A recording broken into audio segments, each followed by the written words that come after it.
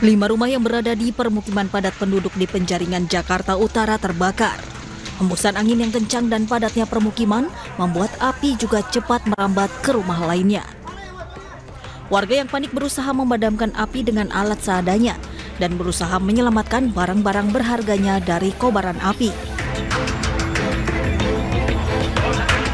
Menurut salah satu warga, kebakaran berawal dari padamnya lampu di salah satu rumah warga. Namun saat meteran listrik dinyalakan, terjadi korsleting hingga muncul api dan membesar. Ya awalnya kan lampu di rumah kan mati Pak, turun. Dinyalain sama suami saya. Kan turun lampunya, dinyalain. Begitu dapat 5 menit ya. Di atas tuh kayak suara orang jalan, tapi kan lagi saya naik ke atas. Ya, ada yang masuk, ada yang di belakangnya ditutup. Naik ya di atas, api udah gede. Api berhasil dipadamkan setelah 1 jam kemudian. 15 unit mobil pemadam kebakaran dikerahkan ke lokasi. Dugaan sementara itu dari listrik, informasi dari Pak RW, namun nanti ada penyelidikan dari kepolisian. Berarti dugaan sementara konsleting listrik ya Pak ya? Ya. Tidak ada korban jiwa dalam peristiwa ini, namun dipastikan 15 kepala keluarga kehilangan tempat tinggal dan kasusnya ditangani Polsek Penjaringan, Jakarta Utara.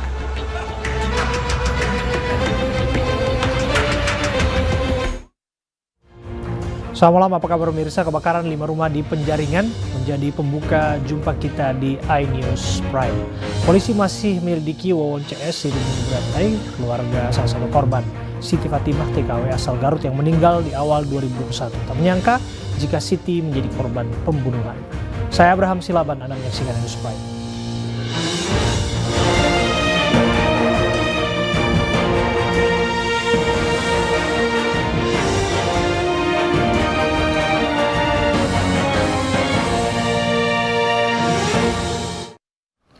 Kebakaran menghanguskan lapak pengepul barang bekas di kawasan Cipayung, Jakarta Timur. Akses menuju lokasi di tengah permukiman warga membuat petugas sempat kesulitan untuk memadamkan api.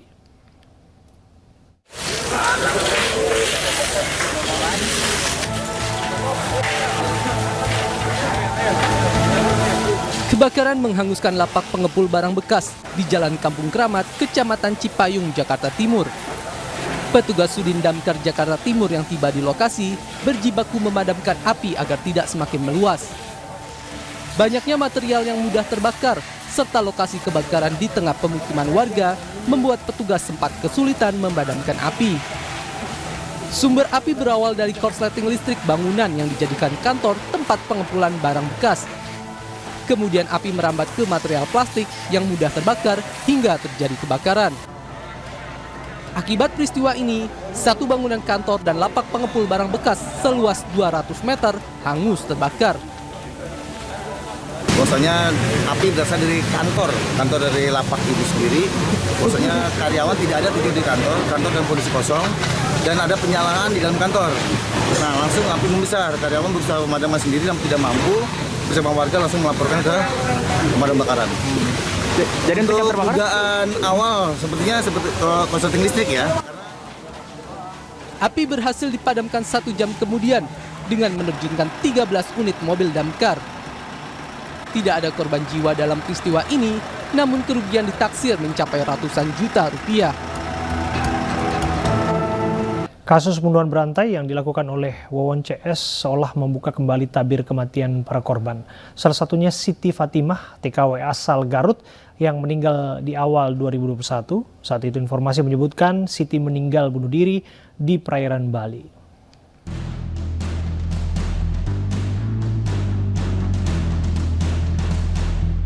Terungkapnya kasus pembunuhan berantai seolah membuka kembali tabir kematian para korban kekejian Wawon CS. Salah satunya yakni Siti Fatimah, TKW asal Kampung Sawagunung, Desa Sukamulya, Kecamatan Pakenjeng, Kabupaten Garut, Jawa Barat, yang meninggal pada awal Februari 2021 silam. Saat itu pihak keluarga sempat janggal terkait penyebab kematiannya. Salah satu kerabat korban mengaku bahwa pihak keluarga hingga sampai saat ini tak mengetahui persis kedekatan almarhum Siti dengan sejumlah pelaku. Pihak keluarga baru tahu bahwa almarhum ini ada kaitan dengan Wowo CS itu yang jadi pelaku. Ini kan diketahui setelah adanya rilis dari kepolisian, dari Polda Metro Jaya. Dan kemudian di beberapa media itu kan santer diberitakan salah satu korbannya ada yang dibuang di perairan Surabaya, yang diberita itu di perairan Surabaya. Atas namanya jelas di situ disebutkan juga atas nama Siti asal Garut. Sementara itu, hingga kini pihak kepolisian masih terus menyelidiki detail penyebab kematian para korban, termasuk korban atas nama Siti Fatimah. Satu lagi yang tadi atas nama Siti juga masih pendalaman untuk penelusuran, kita pelajari lokus dan tempos kejadiannya, ya, termasuk di mana dimakamkan. Jadi saat ini berjumlah 9 dengan 1 selamat ya, yang anak-anak di bawah umur. Saat ini kita sinergi dengan KPAD. Rencananya besok makam korban Siti akan dibongkar. Polisi rencananya akan melakukan otopsi ulang atas kematian Siti. Tersangka Wawon diketahui beristri 6, namun 4 diantaranya tewas di tangannya sendiri. Selain membunuh 4 istrinya, Wawon juga tega membunuh 2 anaknya sendiri. Hari terakhir libur Imlek dan cuti bersama, arus balik kendaraan wisatawan mengalami kemacetan di kawasan Lembang, Bandung Barat. Untuk mengurai kemacetan, Satuan Lalu Lintas Polres Cimahi memberlakukan sistem one way. Wisatawan yang datang ke kawasan wisata Lembang terlihat meninggalkan Lembang sejak Senin sore. Hal ini seiring berakhirnya libur tahun baru Imlek. Antrian kendaraan pun terjadi dari arah Bandung maupun Subang. Untuk mengantisipasi kemacetan arus balik, polisi menyiagakan anggotanya di titik kemacetan. Selain itu juga memberlakukan sistem one way atau sistem satu arah dari Lembang menuju ke kota Bandung.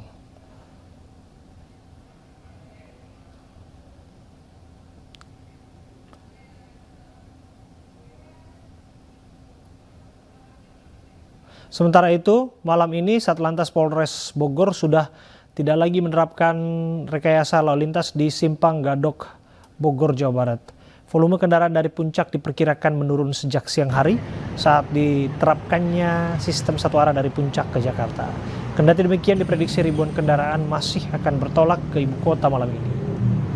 Untuk mengantisipasi hal tersebut, petugas gabungan yang terdiri dari kepolisian setempat hingga Satuan Lalu Lintas Bogor melakukan penebalan untuk mengurai kemacetan.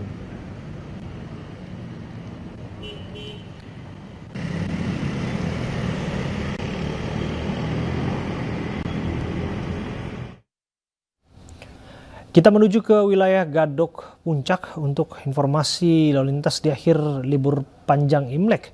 Sudah ada rekan kami Esra Ambarita. Esra, bagaimana kepadatan lalu lintas di tempat Anda melaporkan? Ya, selamat malam Abraham dan juga pemirsa. Untuk situasi terkini di Simpang Gadok, Bogor, Jawa Barat, tempat saya mengabarkan, untuk arus lalu lintas baik yang akan ke ibu kota maupun menuju puncak Bogor ini sudah terpantau ramai dan lancar. Dari Satlantas Bogor sudah tidak memberlakukan lagi sistem satu arah atau one way ataupun penerapan kebijakan yang mengurai kemacetan, seperti juga untuk ganjil genap ini sudah tidak diberlakukan lagi sejak pukul 5 sore tadi. Untuk diketahui bahwa pemberlakuan ini dari kebijakan diberlakukan untuk one way maupun ganjil genap sudah diberlakukan sejak pagi hingga siang, dan memang untuk kemacetan ini sudah terurai. Inilah yang dikonfirmasi dari Satlantas Bogor. Namun meskipun nantinya tidak ada lagi sistem one way ini, dari Satlantas melakukan penebalan personel di sejumlah titik yang berpotensi ataupun rawan terjadinya kemacetan seperti di Megabendung, di Simpang Gadok tempat saya mengabarkan. Hal ini adalah sekali lagi untuk mengurai kemacetan jika sewaktu-waktu terjadi potensi kemacetan di berbagai titik. Karena memang diprediksi masih akan ada ribuan para wisatawan atau masyarakat yang akan turun dari arah puncak menuju Jakarta. Karena diperkirakan juga bahwa masyarakat sejak kemarin atau pada Hari Raya Imlek 22 Januari 2023 ini ada ribuan masyarakat yang melakukan wisata sehingga mereka pun menginap di sebagian wilayah puncak. Dan petugas terus mengimbau kepada masyarakat yang melakukan perjalanan khususnya malam ini untuk arus balik untuk terus berhati-hati di sepanjang jalan, memastikan keadaan fisik dalam keadaan baik, mengingat memang ini menjadi prioritas ketika melakukan perjalanan serta memastikan kendaraan dalam keadaan prima sehingga selamat sampai tujuan. Kembali ke Anda, Abraham. Baik, terima kasih Esra Ambarita, laporan Anda langsung dari Simpang Gadok di Puncak, Jawa Barat. Pemirsa, cuaca ekstrim menyebabkan ratusan rumah terendam banjir di Semarang, Jawa Tengah. Informasinya kami hadirkan untuk Anda satu lagi.